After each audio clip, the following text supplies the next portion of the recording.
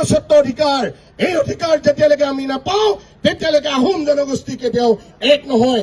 আহোম জাগিছে আৰু এই জগা আহোমক কোনেও বাধা দিব নোৱাৰে।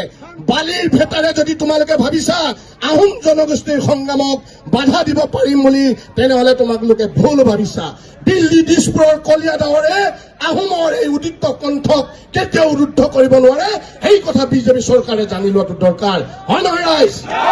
তাই আহোমৰ উদিত কণ্ঠ, এই কণ্ঠক ৰোধ কৰিব পৰা সাহস কাৰো নাই, নাছিল আৰু নহয় কেতিয়াও।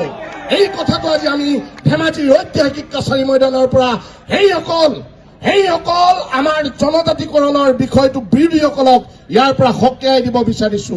তোমালোকৰ প্ৰাপ্য অধিকাৰ আমি বিচৰা নাই, আমি সংবিধানে প্ৰদান কৰা আমাৰ অধিকাৰ বিচাৰিছো। যদি তেওঁলোকে যুদ্ধ ঘোষণা কৰে আমিও যুদ্ধ কৰিবলৈ সাজু আছো, আমি যুদ্ধ কৰিবলৈ সাজু আছো। কেৱল তেওঁলোকৰ ওচৰতে হেণ্ডান টকা নাই, তেওঁলোকে সংগঠনৰ নেতৃত্বদাৰী হৈ পেলাই সন্ত্ৰাসবাদী সংগঠনৰ দৰে কথা কোৱাবোৰ তেওঁলোকে বাদ দিয়ক। আৰু তেওঁলোকে যদি এই কথা বাদ নিদিয়ে, অকল তেওঁলোকৰ হেণ্ডাং নাই, আমাৰ লগতো হেণ্ডাং আছে। চিধা কথা, যুদ্ধ হলে যুদ্ধ হব, কিন্তু আমাৰ প্ৰাপ্য কেতিয়াও আমি এৰি দিয়া নহব। আৰু আমাৰ অধিকাৰ, সাংবিধানিক অধিকাৰ, আমি কেতিয়াও সেইখিনি এৰি দিয়া নহব। আমাৰ চিধা কথা।